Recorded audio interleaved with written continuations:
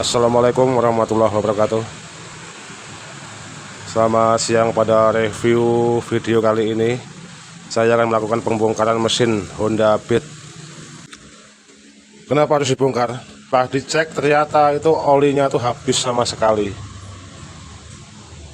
dan harus dibongkar mesinnya karena mesinnya sudah macet. Ya, ini akibat melalaikan penggantian oli ya. Oli paling 60.000 atau 70.000 kita lalaikan, akibatnya seperti ini, harus turun mesin yang habisnya lebih banyak, habis ratusan bahkan jutaan. Dan ini langsung aja kita bongkar.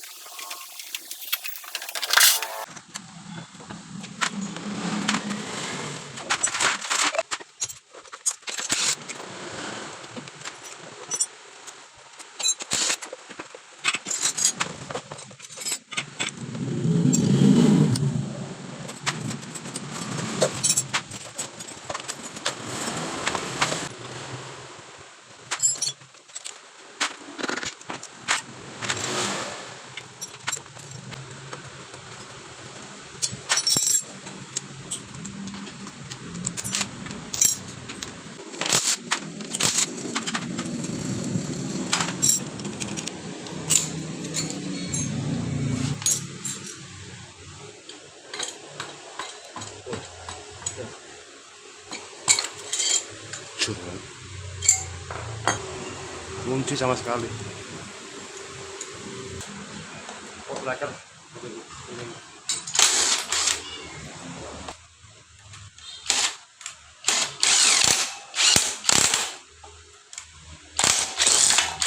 Nggak apa-apa ya.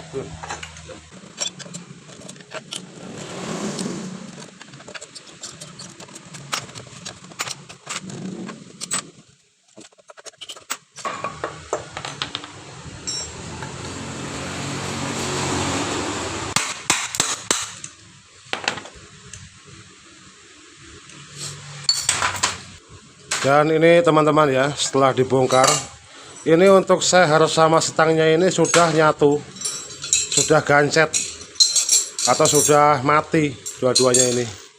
Ini nanti nggak bisa kita ganti sehernya aja, bisa kita akali dipukul dari sini, ditatakin bawahnya, nanti stangnya masih bisa kepakai. Tapi kalau bisa nggak usah, ini mending kita ganti aja yang baru, seher sama stangnya ini kita ganti semua. Dan ini akibatnya kalau oli itu telat sampai kayak gini. Ini oli habis, tapi didiemin. Sudah waktunya ganti oli, tetap dipakai. Akhirnya olinya sampai tekor, habis dan gosong semua kayak gini. Akhirnya apa? Sehernya macet, stangnya macet, dalaman mesinnya hangus semua kayak gini. Nah ini nanti akhirnya nanti dinaikin size-nya atau di coulter dengan ukuran di atasnya, ukuran yang aslinya ini kan misalnya standar, kita naikin ke 25 atau ke 50. Tapi kalau pakai yang original itu nggak ada 25 ya, adanya 50 sama 100 gitu. Nanti setang kita ganti, bearing kita ganti, nanti semua dibawa ke tukang bubut. Nah ini untuk crankcase-nya ini nanti dicuci dulu sampai bersih, cuci semua sampai bersih. Nah baru nanti kalau bubutan sudah jadi, setang sudah jadi, ser sudah jadi, lalu dipasang. Ya ini teman-teman ya, ini untuk komponennya. Untuk piston sudah saya coulter, saya ganti dengan oversize 50. Dan untuk krek as atau stang sehernya juga sudah diganti. Ini saya pakai yang baru, mereknya NPP, sudah cukup lumayan. Nah ini yang lamanya nih ya, ini yang lamanya ini nggak ketolong, ini udah piston sama stang udah nggak bisa dicopot alias gancet, buang aja. Nah ini untuk crankcase sudah bersih semua, sudah kinclong, sudah nggak ada flek atau residu oli yang nempel di sini. Begitu juga yang crankcase sebelah kiri, ini sudah oke semua. Sekarang lanjut kita rakit. Sebelum kita pasang untuk crank asnya, ini kita bersihin dulu teman-teman. Ini permukaan bagian crankcase yang nanti menyatu sama crankcase sebelah atau bagian belahan mesinnya nanti kita amplas dulu. Nah, ini satu hal ya. Untuk ngamplas ini bagian ini kan rata teman-teman ya.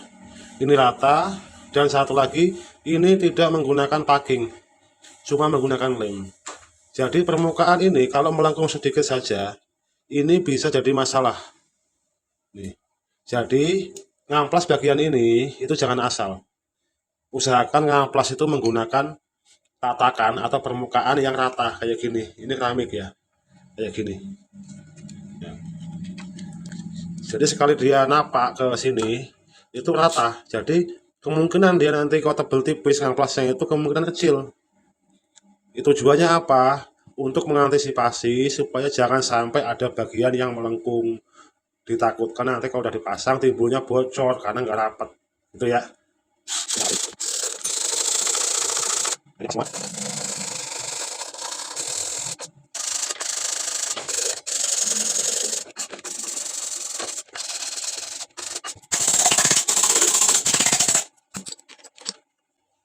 Sekarang tinggal pemasangan krek as. Ini sebelum saya pasang teman-teman, ini saya mau menjelaskan sedikit untuk berbagi wawasan, berbagi ilmu. Walaupun mengulang-ulang dikit tapi nggak masalah. Jadi ini teman-teman, ini untuk krek as atau poros engkol punya Matic, mau Honda mau Yamaha, itu sama. Dia tidak menggunakan lubang oli yang ada di ujung poros engkol ini, nggak ada lubang oli. Ini mampet, rapat, nggak ada lubang oli sama sekali. Adanya gear sama bearing. Nah terus oli dari mana lewatnya? Kan gitu pertanyaannya. Nah saya jawab, jadi oli itu lewatnya dari sini. Nah ini pompa oli. Oli yang dari karter mesin dipompa naik, sebagian masuk ke sini, untuk melumasi head cylinder, klep, dan lain-lain, semua komponen yang ada di head cylinder. Nah sebagian masuk lewat sini naik masuk ke sini. Ini masuknya lewat sini di sowakan yang ada di bearing krek as sebelah kanan di sini. Nah setelah dari sini baru dia masuk ke sini. Nah terus masuk ke sini, ini kan terbuka. Harusnya kan susah masuk ke sini ya, kan terbuka ini teman-teman ya, ini bagian sini. Nah ini makanya adanya di sini kasih plat kayak kaleng kayak gini. Plat ini tujuannya untuk menampung oli, supaya oli itu nggak kemana-mana. Jadi untuk motor Matic Honda terutama ya, berhubung ini Honda yang saya review jadi saya ngomong Honda aja. Bagian kaleng ini nggak boleh ada yang bocor sedikit pun, bagian pinggirnya ini. Karena ini fungsinya untuk menampung residu atau hasil penyaringan oli itu ditampung di sini. Makanya kalau ini dibuka, kalau sudah lama dipakai ini dibuka, itu pasti banyak kotorannya atau banyak residu oli itu. Kok bisa nampung ke sini? Nah, dia bisa nampung ke sini karena adanya gaya sentrifugal saat krek as ini berputar. Sentrifugal itu akan melontarkan residu ke pinggir sini semua. Itu termasuk oli sebagian. Nah, lalu sebagian oli ketahan di sini sama residu, sebagian masuk ke sini untuk melumasi setang seher big end. Itu ya teman-teman ya. Itu salah satu penjelasan. Nah, sekarang kita pasang.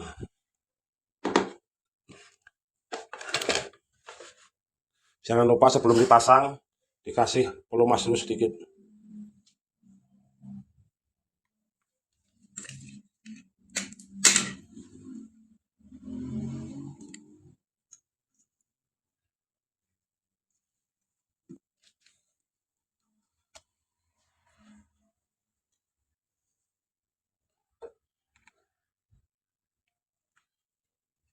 Nah, ini kalau oli kita masukkan ke sini, ke lubang sini, nanti bagian sini akan basah nanti kalau ini diputar.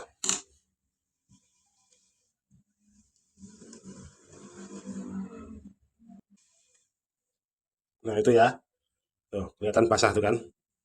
Lembab di sininya nih. Oke, sekarang kita pasang lanjut biar cepat selesai.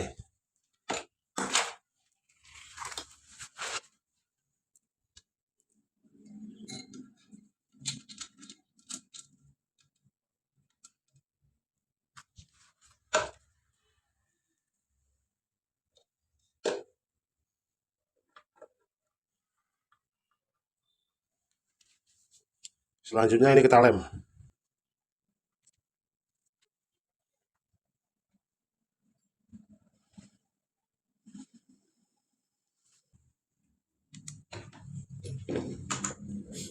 Untuk pemasangan krek as atau as bandul atau polos engkol, usahakan jangan dipukul.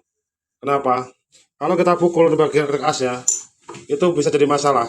Kalau kita pukul bagian sini, sini, sini atau sini, itu bisa menyebabkan pergeseran di bagian big end. Kalau big end yang geser, nanti krek as ini bisa oleng. Kalau krek asnya oleng, nanti pasti ada masalah atau pasti ada yang nggak benar. Entah hasilnya bocor, entah apa karena olengnya dari sini nih. Atau performa mesinnya nggak maksimal, atau bahkan terjadi masalah yang lebih buruk lagi. Nah, sebaiknya masang krek as itu kita pasang seperti ini posisinya. Lalu rangkai sebelahnya atau belakangnya kita pasang. Nah, kayak gini. Nah, ambil baut rangkainya ini untuk merapatkan bagian yang belum rapat kayak gini posisinya.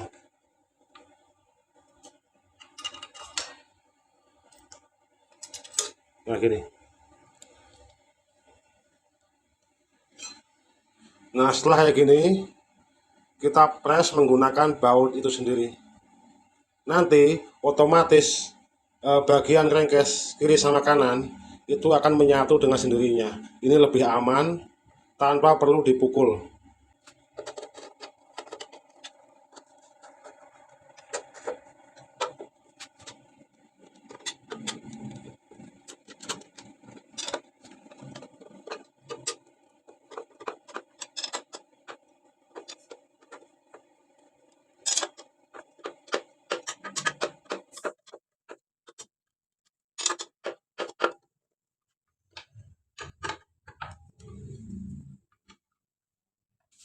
Nah, seperti ini ya. Dengan cara kayak gini, dengan merapatkan bagian baut crankcase itu sendiri, otomatis crankcase kanan sama kirinya itu udah otomatis rapat ya, menyatu. Ini sudah aman, udah nggak bakalan bocor. Krek as sudah kepasang dengan sendirinya. Ini setelah ini dipasang semua kayak gini, ini krek as ini atau stang ini teman-teman, itu pasti ngunci. Kenapa ngunci? Karena dia posisi masuknya ini tadi, dia belum tentu bisa pas tengah. Bisa jadi lebih banyakkan ke kiri atau ke kanan. Akhirnya dia ngunci, sama sekali nggak mau gerak ini kan. Tuh. Ini nggak mau gerak ini, mati ini. Nah, ini mudah. Tinggal kita balik dulu atau kita posisiin berdiri lagi kayak gini. Tinggal dipasang baut puli depan. Oke. Nah, ini mau nggak mau harus dipukul. Tadi nggak boleh mukul. Sekarang mau nggak mau harus dipukul. Tapi mukulnya jangan asal mukul. Pakai aturan gini mukulnya. 2 kali pukul cukup ini. Tuh. Ya. Gitu. Itu supaya apa? Memposisikan krek as kiri kanannya supaya pas tengah-tengah. Itu aja fungsinya.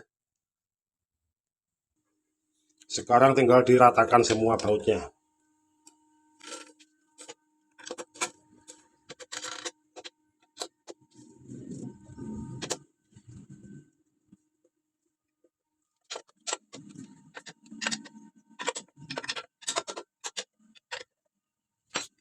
Setelah memasang baut crankcase semua, selanjutnya kita pasang bagian gigi pompa oli atau gear pompa olinya. Untuk bagian gigi pompa oli teman-teman ya, itu ada yang masang apa? Waktu mau melepas krek as, itu giginya ini nggak dicopot. Jadi masih ketutup seperti ini. Kayak gini. Kalau saya itu menganjurkan untuk dilepas. Kenapa? Supaya saat kita masang gigi ini, gigi pompa oli ini, itu lebih mudah, dan untuk menghindari kalau gigi ini yang ada di krek as sama gigi ini selip, gigi pompa oli ini selip, itu bisa mematahkan atau memecahkan gigi ini. Kenapa? Karena gigi ini bahannya itu plastik. Sedangkan yang di krek as ini di bandulnya ini giginya baja. Nah, kalau posisi ketutup kayak gini, nah ini kan tertutup. Kita pasang kondisi ketutup, itu cuma feeling, cuma dikira-kira supaya dia nggak mentok. Tapi kalau kita pasang dengan cara dibuka kayak gini, dilepas kayak gini, itu lebih mudah. Kita bisa ngepasnya kayak gini, bisa ngepasin posisi gigi sama yang ada di krek as, baru kita pasang bagian penguncinya.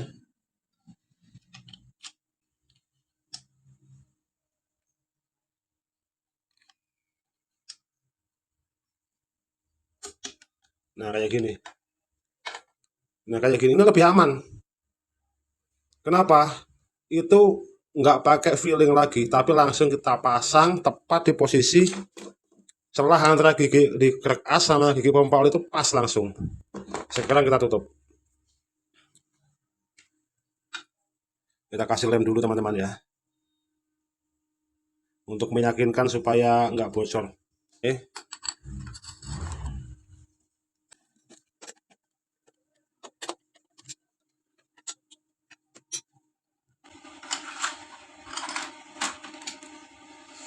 Sekarang pemasangan sepul atau stator. Kalau bahasa pabriknya itu stator teman-teman ya. Kalau bahasa kita, bahasa saya itu sepul namanya.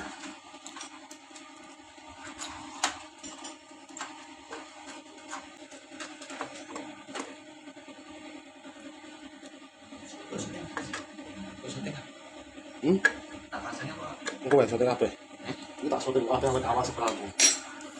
Yang detail.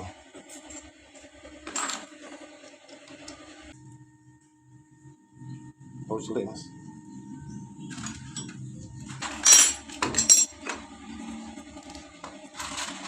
Untuk pemasangan magnet, ini saya kasih tahu sedikit cara yang lebih aman teman-teman ya. Ini ada sepi di sini, ada sepi pengunci di sini. Nah ini jangan kita posisikan pas pada sepinya, tapi posisikan menjauhi sepi untuk cowakan yang ada di sini. Ini kita jauhkan supaya apa? Kita pasang itu nggak langsung masuk, kan gini ya, nggak langsung masuk ya. Nah lalu kita putar sedikit. Kalau dia nanti pas pada sepinya, posisi cowakan tadi itu masuk ke sepi penguncinya, itu dia akan langsung turun otomatis. Nah itu ya, saya ulangi. Kita pasang cowakan yang ada di sini, kita jauhkan dari sepi pengunci ini supaya kita tahu pas atau enggaknya. Ini contohnya ya, ini masuk, putar. Kalau dia nanti udah masuk ke bagian sepinya, otomatis magnet ini akan turun, ada bunyi klek. Nah itu udah pas otomatis ya.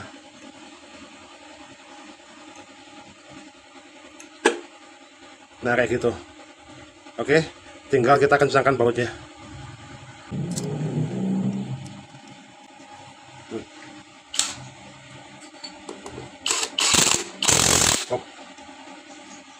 Sekarang kita lanjutkan pemasangan silinder block atau seal block, sekalian pemasangan piston kitnya, dan nanti saya jelaskan untuk pemasangan ring sehernya, gimana posisi masang ring seher yang pas sesuai tipe jenis piston kit itu sendiri.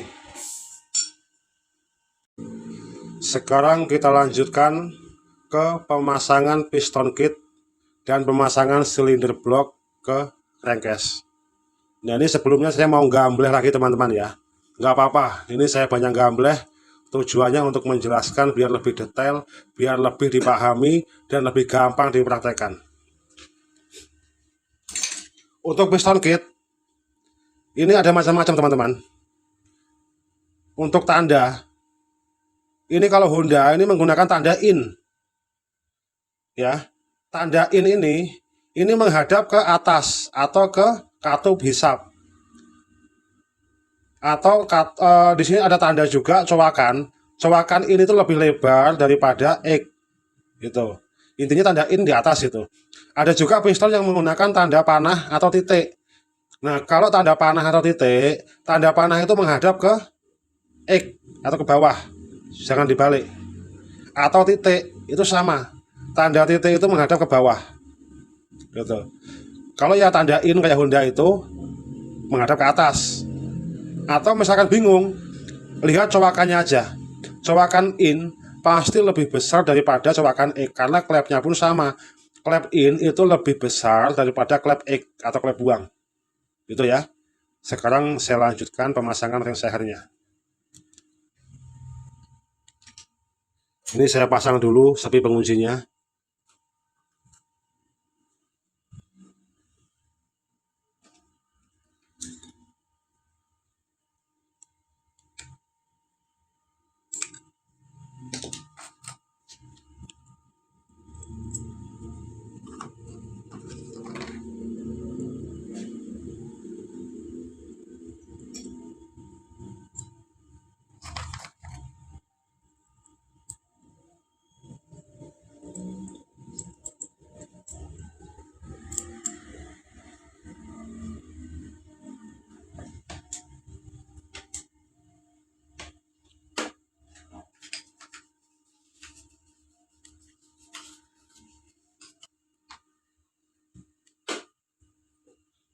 Nah, ini untuk pemasangan ring seher atau washernya, teman-teman ya. Itu pun ada aturannya. Untuk ring oli, itu menghadap ke atas, teman-teman ya, gapnya. Celahnya ini menghadap ke atas atau menghadap ke in. Gini caranya nih. Ini saya ambil detailnya aja. Ini lingkaran, kita ambil sudut 180 derajat. Itu gini. Nah, gini. Kita potong lagi.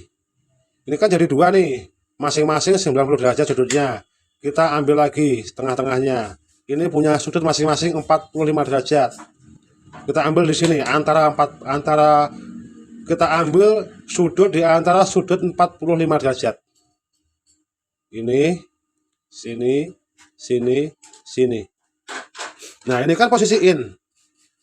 Posisi in itu gap untuk ring olinya itu di in. Tuh, satu di sini, satu di sini. Nah, itu gap ring olinya atau celahnya itu posisi in ya, jangan salah. Nah, sekarang untuk ring kompresi. Ini ada dua. Ring kompresi 1, ring kompresi 2. Nah, ini pun jangan salah masangnya.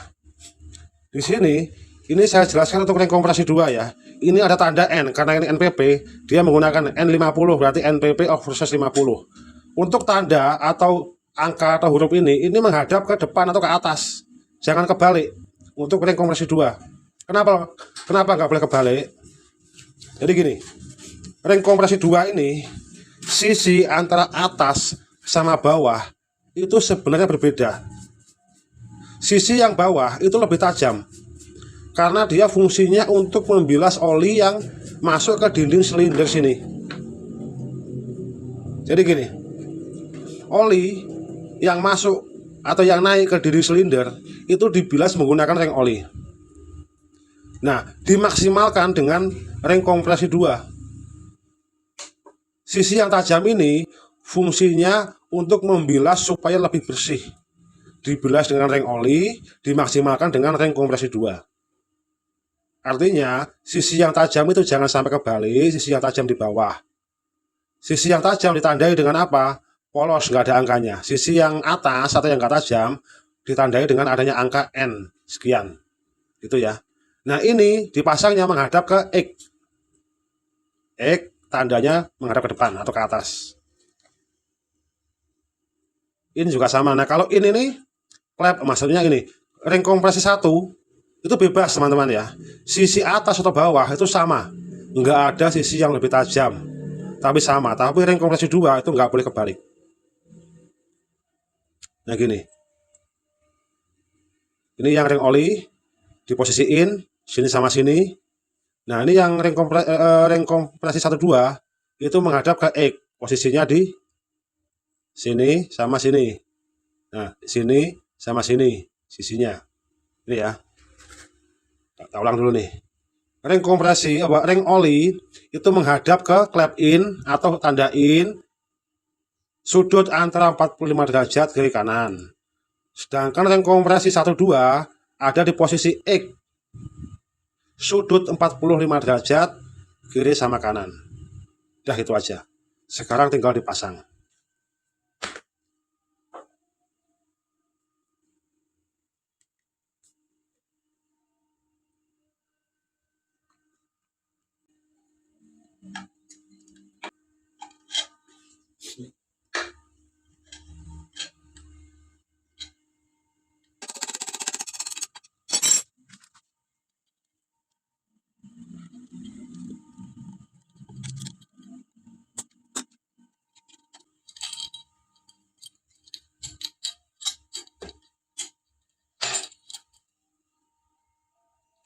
Nah ini udah kepasang. Posisi piston langsung kita posisikan di posisi TMA atau titik mati atas. Nah ini tempo hari itu ada yang nanya teman-teman ya, itu kalau di oversize itu cc-nya jadi naiknya berapa om? Misal Vario Carboni kita naikin ke oversize 100, itu cc-nya naik berapa? Nah, gitu. Yang jelas cc-nya pasti naik ya jawabannya. Yang jelas cc-nya pasti naik, cuman naiknya itu berapa? Itu ada hitung-hitungannya. Nah, jadi gini teman-teman ya. Ini saya jelaskan sekaligus cara menghitung cc. Coba ambil kertas, Mas. Jadi untuk cara menghitung cc itu teman-teman, itu ada rumusnya. Kita pakai rumus yang paling gampang. Jadi gini rumusnya nih. Ini saya tulis ya. Kita pakai rumus angka 0, speedonya macet. Pulpen. Oke. Kita pakai rumus angka 0,7785 kali 2 kali diameter piston, atau gini 0,785 kali D itu diameter kali D diameter lagi kali 2 kali diameter ya, kali L bagi 1000. Loh, kenapa kok dibagi 1000? Karena yang kita hitung itu cc. Cc itu apa sih? Cc itu volume atau kubikasi. Kubikasi itu dikalikan 1000 atau satuan meter pangkat 3, satuan senti pangkat 3, satuan mili pun pangkat 3, makanya dikalikan 1000. Jadi gini, contoh nih bit ini oversize 50. Ini bit ini oversize 50. Ini saya hitung 0,785 kali oversize untuk bit ini kan piston standarnya kan 50 mili ya. Ini saya hitung dulu yang standar kali 50, 0,785 kali 50 kali 50. Ini 50 ini apa? Diameter piston kali 55 itu apa? Langkahnya. Tuh, kita hitung dulu, kita bagi 1000 sama dengan 107,9 sekian. Nah, ketemunya 107,9 sekian. Itu dibulatkan menjadi 110. Makanya kalau di blok silinder, walaupun dia cc-nya 110, itu cuman 107, 108. Kalau kita lihat di blok Supra itu 97 atau 98. Tigre juga sama 97. Tapi kok bisa ketemu 110 atau 100? Itu dibulatkan menjadi 110. Nah, sedangkan ini oversize 50, berarti dia nambah setengah mili. Oke, itu lagi ya. 0,785 kali 50,5 kali 50,5 kali langkahnya 55 bagi 1000. Ini sama dengan 110 sama dengan 110,107 sekian. Nah, ini bisa kita bulatkan menjadi berapa? 112 cc atau 113 cc. Itu aja, kan gampang. Bulatkannya jangan banyak-banyak. Naik 2 angka aja, 3 angka maksimal, jangan dinaikin 10 jadi 120 cc, jangan, itu nggak bisa ya. Jadi untuk beat oversize 50 itu nambah cc-nya jadi 112 cc atau 112,5 cc. Itu aja ya. Nah, ini udah cukup. Kita lanjutkan ke pemasangan selanjutnya. Nah, ini untuk komponen silinder head teman-teman ya. Ini untuk Honda Beat. Untuk pelatukan klep atau rocker arm beat itu menggunakan roller. Dan untuk pelatukan X sama in itu beda. Kalau X dia menggunakan ada punggungan kayak gini. Kalau in dia polos. Kayak gini. Ini jangan kebalik.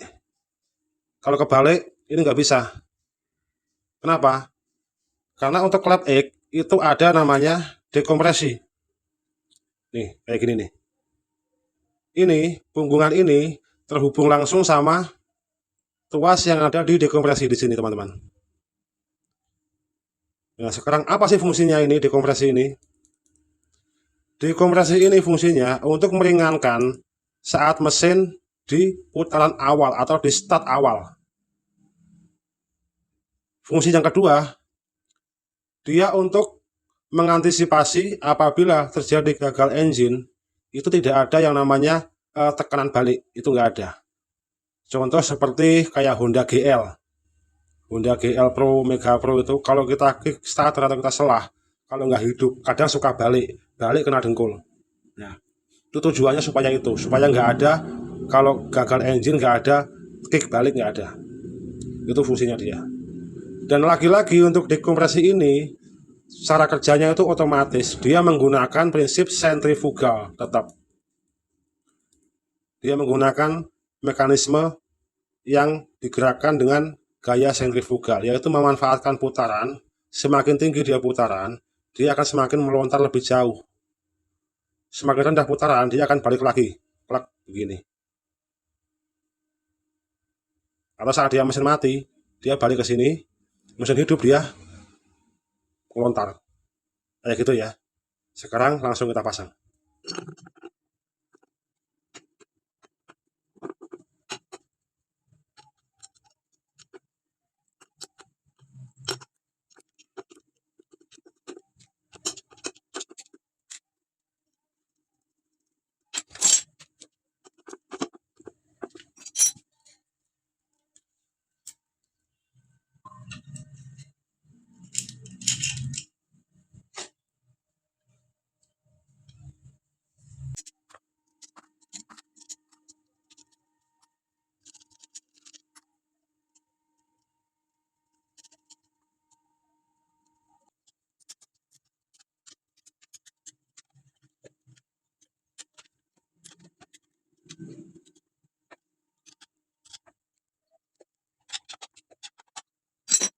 Sekarang kita lanjutkan dengan pemasangan rantai timing atau gigi timing.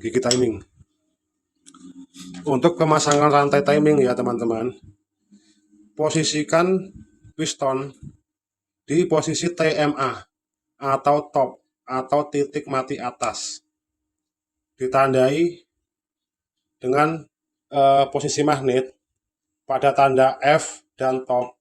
Itu kondisi tanda T-nya itu sejajar sama cowakan. Sebentar, saya kasih contoh. Nah, ini posisi TMA itu posisi T, huruf T itu sejajar sama cowakan yang ada di sini nih. Ini cowakan ini di crankcase-nya ini. Itu lurus sama T. Dia ada dua tanda, F sama T. F itu fire atau saat pengapian, T itu posisi top. Nah, itu posisinya pada posisi T atau top ya.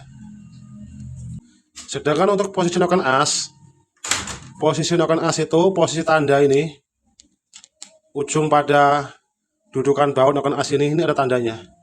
Tanda yang nyinil ini, pentol ini menghadap ke depan, sejajar sama baut ini. Nah, sedangkan baut gigi timingnya itu menghadap ke atas sama ke bawah, lurus sama dinding ini dan dinding ini. Di ujung gigi timing depan ini ada tanda titik, itu menghadap ke depan. Lubang baut ini menghadap ke atas sama ke bawah.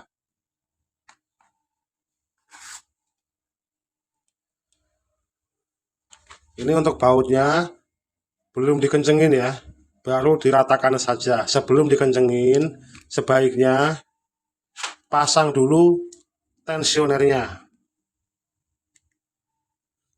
Ini ya, ini namanya lift AC tensioner atau biasa kita sebut tensioner. Ini kita pasang dulu sebelum baut timingnya dikencengin.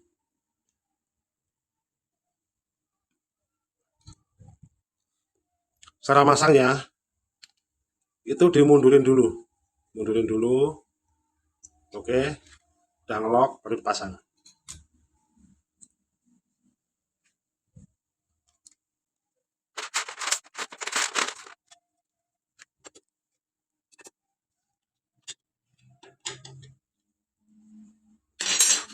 Setelah kenceng, lepas lagi penahannya supaya dia maju lagi. Oke. Nah, sekarang baru dikencengin baut ini, baut 2 ini.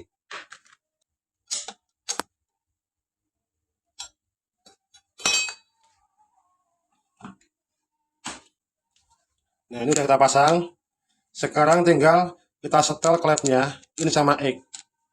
Untuk ukuran Matic, Beat, Vario atau Honda itu ukuran standarnya menggunakan 0,10 mili untuk celah klepnya. Selebihnya disesuaikan, tapi untuk standarnya 0,10. Ini untuk klepnya sudah saya setel 0,10. Tadi lupa ngasih review. Sekarang tinggal kita pasang untuk tutup head silindernya.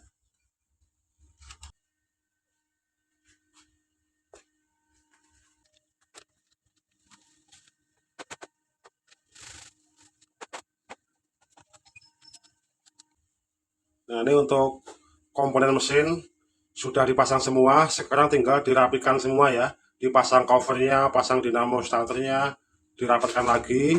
Kemudian pasang throttle body sama knalpot, lalu dirakit. Dan ini teman-teman ya, untuk mesin beatnya sudah dipasang semua untuk perlengkapannya. Ya tadi ini nggak saya review sengaja karena intinya kan udah semua, tinggal luar-luarnya itu ya lebih gampang nggak perlu di review juga, lebih gampang dipelajari secara otodidak. Selanjutnya langsung kita rakit ke sasisnya lalu dicoba.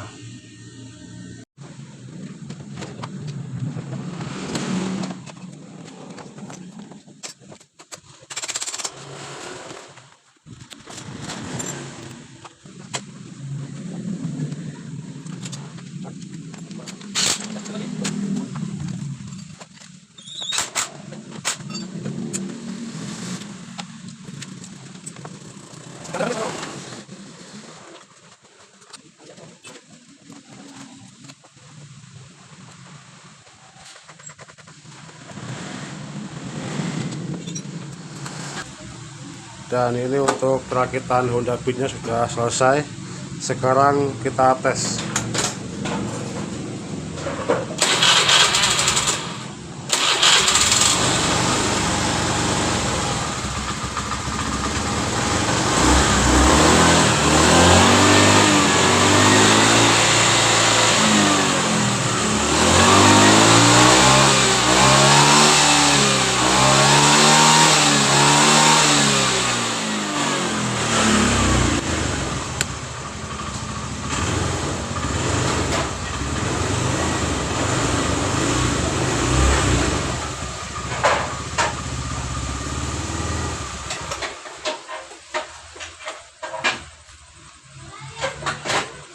dan sudah oke teman-teman ya.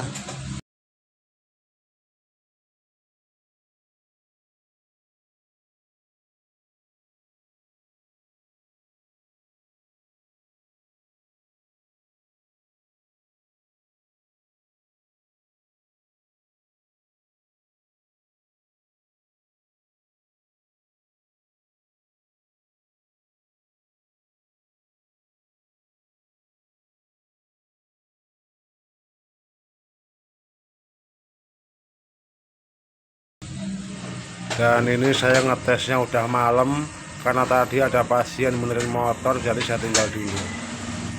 Tapi yang penting hasilnya sudah maksimal. Terima kasih sudah menonton video ini. Jangan lupa dukungannya supaya channel ini lebih berkembang dan bisa menyajikan konten-konten yang bermanfaat untuk teman-teman semua. Saya akhiri, wassalamualaikum warahmatullahi wabarakatuh.